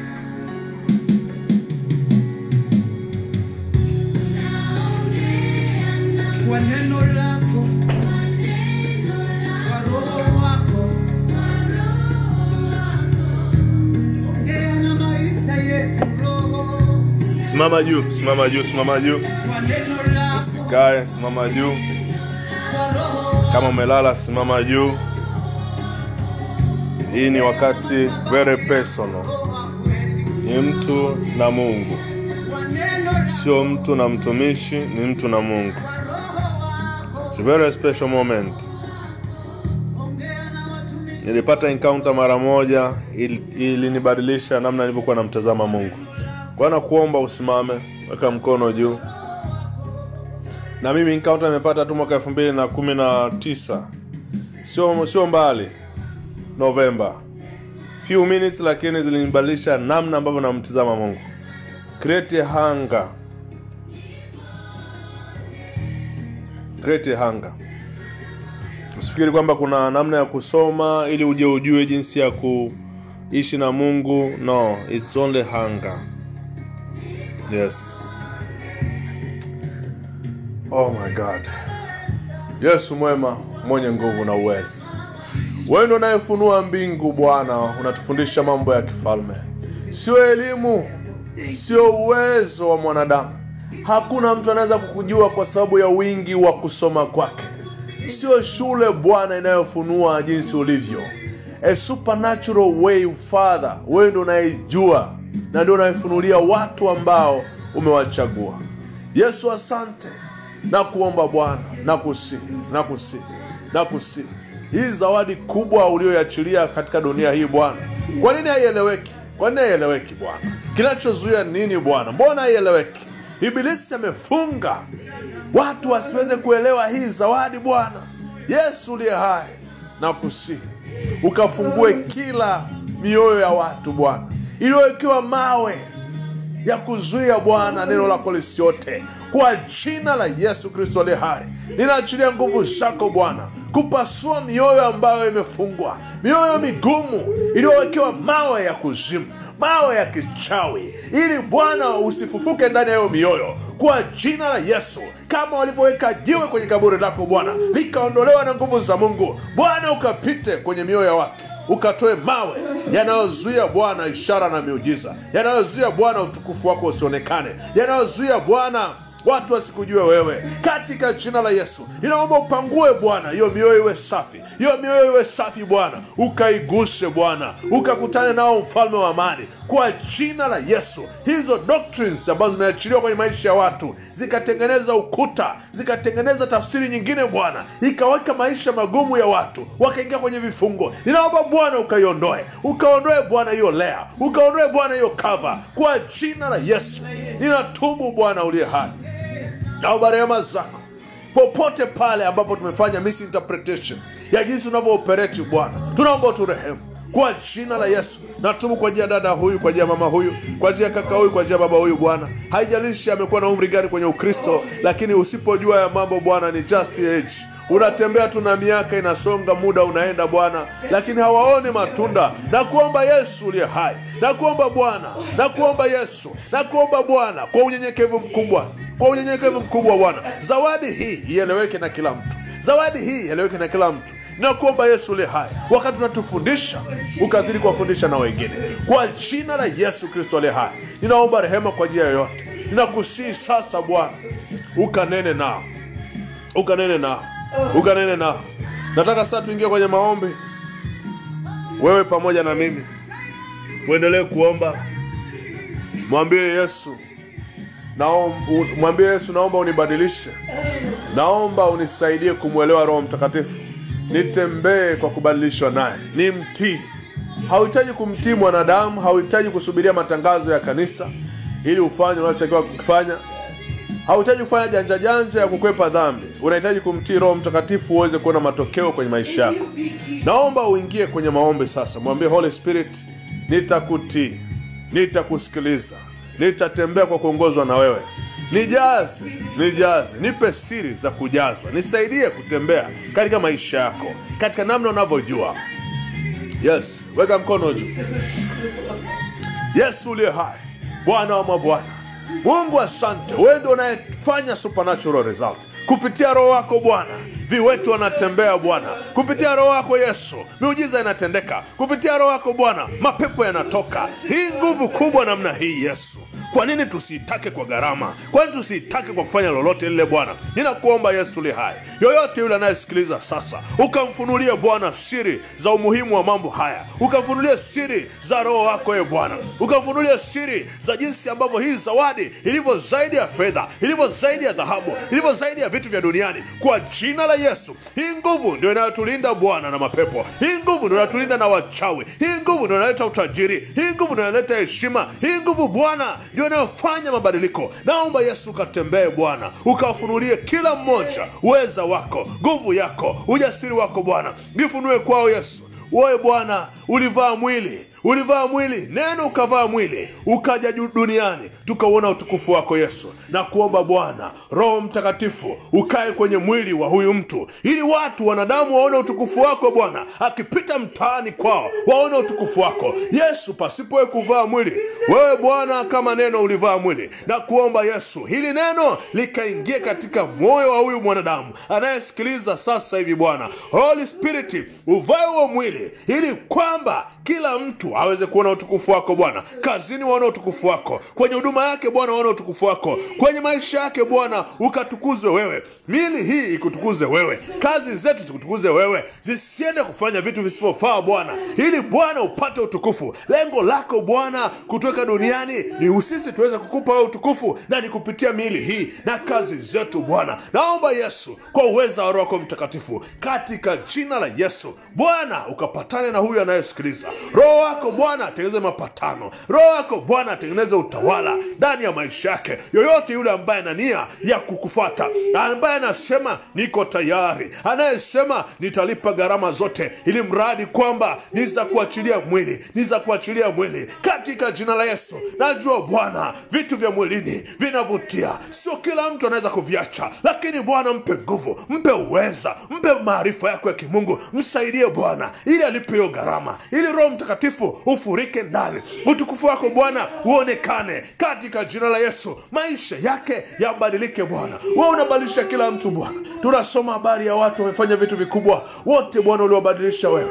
Na kuomba Bwana, walikuwa ni watu wa kawaida sana, lakini walipoanza kukufuata Bwana, oria mashandara moseke. Nataka na mimi Bwana unibadilishe. Huu mwaka usio wa kawaida Bwana. Badilisha na wanayesikiliza Mungu le hai, mipango yake isiyo ya kawaida Mungu. Bila supernatural power, bila kibali, bila nguvu, hatuwezi kutoboa ndani ya wachawi, ndani ya mazingira ya mji uliochafuka, umejaa zinaa, umejaa ushirikina.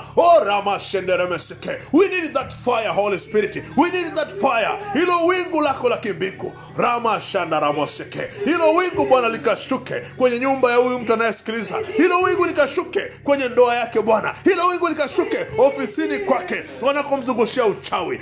Rama shekeremeseke. Hilo wingu likashuke Bwana kwenye mahusiano. Mume wako wamemloga, wamemrusha, anakimbia na nyumba ndogo huku na kule. Kwa jina la Yesu, hilo wingu likashuke Bwana. Hilo wingu likishuka Bwana, linateketeza nguvu za giza, linateketeza uchawi, linateketeza uganga, linateketeza mapepo. Kwa nini Bwana tusistiki? We need to be your carrier of your presence Lord. Rama shekeremeseke. Mama huyu abebe uwepo wako Bwana, akienda mahali nguvu za kuzitembee, akienda nyumbani nguvu za kuzitembee, akimkaribia mume wake Bwana nguvu za kuzitembee. Kwa jina la Yesu, let that fire burn Lord, in the name of Jesus. Uwepo wako Bwana, uwepo wako Yesu, uwepo wako Bwana, tusaidie kuelewa kiwango cha kuwa na wewe. Tunadhani labda ni kukaa na wewe tu, kama tunaenda kukaa one time event, lakini Yesu tunahitaji kujazwa na wewe, tunahitaji kufanya na wewe. Rama shekeremeseke. Mungu liye hai, naomba Bwana tufunulie macho. Tufunulie macho Bwana. Funulie macho anayesikiliza. Funulie Bwana maeneo ambayo anahitaji kusikia. Yesu, chochote kilichokuwa namzuia hizi siri asizijue Bwana, ninaomba ukapate kuziondosha kwa damu yako. Kusudi lako ni Roho wako Mtakatifu aingie ndani ya mwanadamu. Hiyo ndio kusudi. That is the mission. Baada ya kumwokoa ni kumpa supernatural ability. That's it. Holy Spirit aanze kufunction ndani ya mwanadamu kama jinsi alivyo function ndani yako. Tufanane na wewe Bwana. Na kuomba Yesu uliye hai Bwana, wingu lako likashuke kwenye nyumba yake. Uwepo wako ukashuke kwenye maisha yake. Bwana mjaze. Yule ambaye hajajazwa na Roho Mtakatifu, Yesu muandalie mazingira, muandalie supernatural orchestration. Holy Spirit, kama ulivyobadilisha wengi Bwana, na kuomba muandalie mazingira, naye apate encounter, naye apate encounter. Aliyoko nyumbani Bwana, aliyoko na moyo tayari, encounter zianze sasa hivi. Usiku wa leo sasa hivi Bwana, encounter za kwako Bwana, anza kutembea Bwana. Touch their heart, touch their heart, Holy Spirit, in the name of Jesus. Anza kugusa Bwana mioyo yao. Kama kuna pepo, Yesu ingia ndani, vunja madhabahu hizo, vunja madhabahu hizo kwa jina la Yesu Kristo wa Nazareti. Kila kilichojengwa kwenye moyo, vunja uingie ndani, maadamu ni hiari yake Bwana, maadamu ameruhusu hili jambo, katika jina la Yesu. Bwana uanze kumfunulia mambo ya kimbingu, kila mazingira yanayozuia na kupambana naye. Moto wako ukapite. Huu moto sasa hivi Bwana ni moto wa kutengeneza madhabahu yako ndani ya moyo wake, kwa jina la Yesu. Bwana vunja ashera zote na Baali zoko ndani ya moyo wa mtu, na utengeneze uweza wako. Na vunja madhabahu za Jezebel, na vunja madhabahu za Beelzebubu, na vunja madhabahu za Maimuna. Kila pepo la kuzimu lilojenga madhabahu ndani ya mtu, chomoka kwa jina la Yesu. Na ingiza madhabahu ya kimungu, na ingiza madhabahu ya Roho Mtakatifu katika jina la Yesu. Kuanza kuwa na kiu ya kumjua, kuanza kuwa na kiu ya kumfuata. Kila nguvu za kuzimu zinazoshindana na hii madhabahu hazitafanikiwa, kama jinsi ambavyo Elia alisema, mtangaika hadi lini? Rama shekere meseke. Kama ni Mungu aliye hai, tumwabudu. Kama ni Baali ni sawa, lakini leo na ijulikane Bwana, moto wako ukashuke, kuteketeza hiyo dhabihu, kuteketeza huo mwili uteketee. Umenyanyua tamaa, umenyanyua vipaumbele vya mwilini, ukaacha vya rohoni, kwa jina la Yesu. Na uteketeza katika jina la Yesu, kama Elia alivyoweka mawe 12 kuwakilisha kila kabila, na watu hawa wanaosikiliza wanawakilisha makabila. Yesu uliye hai, hayo makabila, kila nguvu ya kuzimu iliyotanda, na achilia Bwana damu yako. Waliachilia maji, na mimi naachilia damu kwa jina la Yesu, kwa sababu inabeba namna ya kutakasa. Na baada ya hapo Bwana, moto ukashuka, ukaramba ile sadaka. Bwana, hii mili ndio sadaka, naomba uiteketeze. Imebekwa na tamaa na vipaumbele kuliko maisha ya kiroho. Imepotosha wengi Bwana. Mili hii ndio inayozikwa kwenye makaburi. Yesu tusaidie. Mili hii ndio inayozikwa, inabaki duniani, naoza, inanuka, lakini ndio imebeba vipaumbele vya watu, imebeba personality zao. Badala ya kubebwa na vitu vya rohoni, imebeba vipaumbele. Katika jina la Yesu naomba Bwana, a total transformation from inside out, kwa jina la Yesu. Anza kufanya kazi Bwana, anza kufanya kazi. Moto wako upite Bwana, nguvu zako zipite. Watu hao wasibakie the same. Walikuja kuomba juu ya matatizo ndio, lakini Bwana, kikubwa sio ishara na miujiza. Yesu, kama ni kufanikiwa kwa kupata hela, yatufaa nini Bwana? Kikubwa Yesu ni kukujua wewe. Kikubwa Bwana ni kuwa na uwepo wako. Kikubwa Bwana ni kukaa kwako. Kikubwa Bwana ni kujua utukufu wako. Riama shendere meseke. Hata tukikosa dunia yote Bwana, Yesu uliye hai, kwa jina la Yesu naomba Bwana ujifunue. Wewe ni upendo, wewe ni amani, wewe Bwana ni furaha ndani ya maisha ya watu. Naomba Bwana ukaanze kutembea kuanzia leo. Nguvu zako Bwana zikatembee. Msaidie mama huyu Bwana. Huyu mama ana shida, mwingine anahitaji mtoto. Yesu, your presence is everything. Ndani ya hilo wingu kuna watoto. Ndani ya hilo wingu Bwana kuna nguvu ya kushinda pepo za kila aina. Ndani ya hilo wingu kuna nguvu ya kushinda uchawi. Hakuna kiumbe kinaweza kuwa na nguvu kuliko nguvu za Mungu aliye hai. Roho Mtakatifu pekee, Spirit of the Father, Rama Sheke, aliyeumba mbingu na nchi. The Spirit was hovering.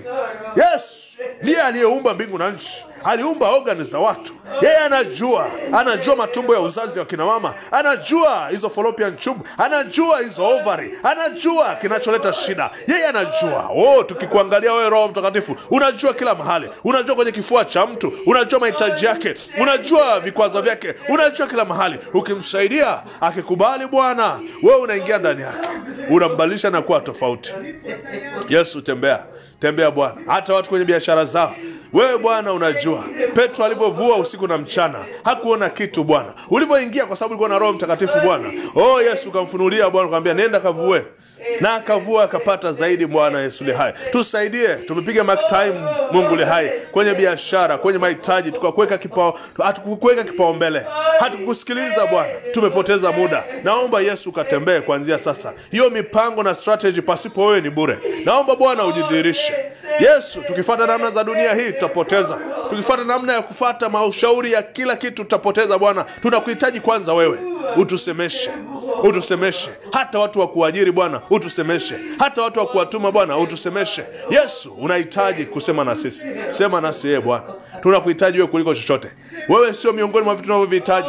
Wewe ndio kitu pekee tunachokihitaji. Tukisha kupata wewe Bwana, vyote tunapata. Katika jina la Yesu, tukupe kipaumbele Bwana katika maisha yetu. Tukupe kipaumbele Bwana. Katika jina la Yesu, utusaidie kujua na kutembea na wewe. Rama shendere meseke. Tusifanye maamuzi bila wewe Bwana. Tutapotea kwenye giza. Tutapotea kwenye maadui. Yesu, asante Bwana. Wewe ni mwaminifu. Naamini maisha yako yanaanza kubadilika. Kama umepata kitu basi naamini Roho Mtakatifu anaanza kubadilisha maisha yako. Naomba niombe kwa ajili ya siku hii ambayo imeanza. Bwana akafanye kitu. Yesu, asante kwa kibali. Asante Bwana kwa kutupa nguvu ya kuyanena maneno haya. Asante kwa rehema zako nyingi juu ya kila mmoja aliyesikia. Ninakuomba Bwana, siku hii ambayo imeanza leo, masaa haya ukaibariki na kuitakasa, na masaa yote uyatakase. Ninaomba Yesu ukaanze kutembea. Tulifurahia ishara na matokeo ya kimwili kwa ishara, lakini nakuomba uanze sasa kujidhihirisha wewe ndani ya maisha ya watu ulivyo wewe. Kama wewe ndio unayetoa majibu ya haya mambo tunayoyaomba, je, tukikuona wewe itakuwaje? Naomba Yesu anze kujifunua kwetu jinsi ulivyo, furaha yako, amani yako ambayo unasema sio sawa na hii ya dunia wanavyotupatia. Naomba Bwana anze kujidhihirisha kwetu. Utengeneze tumaini, utengeneze confidence ya kwamba Bwana tunakuabudu wewe Mungu ambaye uliye hai. Naomba hii siku yote ujidhihirishe kwa ishara na miujiza kwa watu. Jidhihirishe Bwana, jifunue. Watu wapate encounters, watu wapate gift. Watu waanze kuona jinsi ambavyo ilivyo nzuri kufanana na wewe Bwana, kujazwa na Roho yako. Nao watembee katika mamlaka. Waanze kutawala kazini kwao, waanze kutawala nyumbani kwao, waanze kutawala katika maeneo ya kibiashara. Pasipo Roho yako Mtakatifu hatuwezi kutawala. Tunahitaji tuende naye kwenye maofisi, tunahitaji tuende naye majumbani. Bwana, kama tutaenda kanisani tu na kuombewa tukarudi nyumbani watupu, tutawezaje kutawala pale? Kwa jina la Yesu ninaamuru masaa haya yote Bwana ukajidhihirishe, na mwaka huu wote Yesu ukatembee kwa kishindo, watu wakaende katika kiwango kingine Bwana, kwa jina la Yesu Kristo wa Nazareti. Funua ufahamu na maarifa ya kimungu. Funua Bwana mafunuo ya ajabu ya jinsi ya kukujua wewe. Watu watembee katika knowledge za kimungu, waanze kuona supernatural ina happen Bwana, waanze kuona matendo ya maajabu yana happen. Watu wakutana na vitu vya kimungu katika maisha yao kwa jina la Yesu. Walioficha vitu vya kimungu, walioficha bahati za watu ambao ni vitu vya kimungu, walioficha waume, walioficha wachumba, walioficha vitu vyote vizuri wakaviweka katika giza, kwa jina la Yesu, kwa nguvu yako ye Bwana ya Roho yako Mtakatifu, ikafichue kila kitu kuanzia leo kwa jina la Yesu. Watu wameanza kuona vitu vilivyokuwa ndani kwao vimefichwa, havionekani kwa macho, lakini baada ya Roho Mtakatifu anaanza kufunua. Yesu, ukatupe nguvu, hiyo nguvu ikafunue vitu. Watu waanze kuona vitu vilivyofichwa kwenye giza. Vitu vingine ni mairisi, vitu vingine ni mapepo, vitu vingine ni vitu vimefichwa vya matambiko, kwa jina la Yesu. Kuanzia leo Bwana akachilie wingu lake. Hilo wingu litakufunulia vitu vyote. Kama kuna cheating katika hiyo ndoa, kama kuna mateso kwenye hiyo ndoa, Bwana akufunulie. Kama kuna uchawi, Bwana akufunulie. Yesu akuonjeshe nguvu yake leo. Yesu akuonjeshe karama zake leo. Yesu akuonjeshe jinsi ilivyo nzuri kutembea naye. Yesu akuonjeshe kibali chake kilivyo. Utapendwa na watu, utapata fursa kwa jina la Yesu. Lakini unahitaji kulipa gharama, unahitaji kuachana na vitu vya mwilini kwa jina la Yesu. Bwana akatembee na wewe, Bwana akatembee na wewe, ili mradi utakubali kulipa chochote kile atakachokuagiza kukifanya. Ukifanya utapokea kwa jina la Yesu. Nami naachilia leo jioni hii, usiku huu, kwamba Bwana akaanze kupita kwenye nyumba hizo, akapite kwenye maisha yako, akapite, aanze kukuonjesha ubora, aanze kuonjesha utamu wake, ili huu mwaka ukubali kutembea naye. Hauwezi kufanikiwa pasipo kuwa pamoja na Roho Mtakatifu. Yes. Kama unahitaji kutubu, tubu. Kama unahitaji kutengeneza naye, tengeneza naye. Kama unahitaji kuongea naye, ongea naye, mueleze kila kitu, anasikia. Kama unahitaji kujisemea mambo ambayo unahitaji kuyabadilisha, sema, anasikia. Lakini zingatia nilichokuambia. Unahitaji toba ya kweli ya kugeuka. Unahitaji kuwa na kiu ya kukaa pamoja naye. Huyu anahitaji intimacy kuliko jinsi ambavyo wapenzi wanahitaji. Anahitaji kuzungumza mara kwa mara. Anahitaji umpende. Anahitaji utii. Utii neno la Mungu na anachokuambia. Usishindane naye. Lakini soma neno, meditate kwenye neno, worship him. And of course, usiende kulala just as empty mind. Lala ukiwa unamtafakari Mungu. Not your dreams, not your ideas. Zitaanza kuchange. Sauti yake ni nyembamba, ni tulivu. Hai shout. Take a note kuanzia sasa. After prayer, ideas zinazokuja, write them down.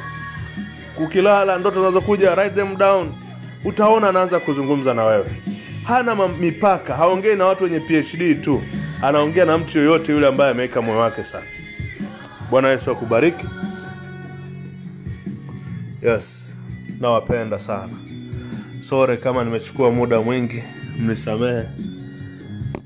Lakini naamini kwamba ilikuwa ni kwa kazi ya Bwana. Mungu akubariki wewe ambaye umesikiliza mpaka mwisho.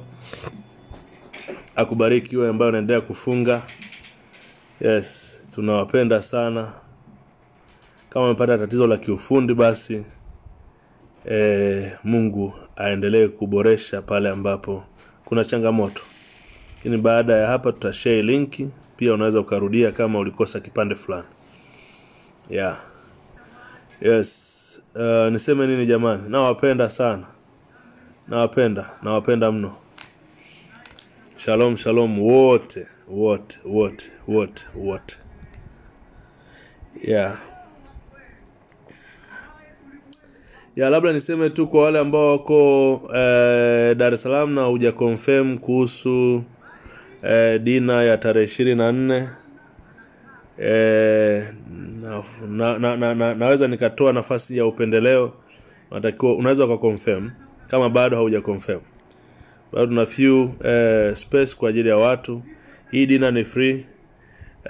Just confirm come. Yesu alikuwa anapenda kula na watu. Kwa hiyo swala la kula pamoja ni swala la kiroho kabisa. Yesu alikuwa anaenda kila mahali, anakaa na watu, anakula, wanaongea, wana exchange ideas. Yeah, na ndipo kukua kiroho. So, Mungu akubariki sana. We love you so much and yeah. Kwaherini.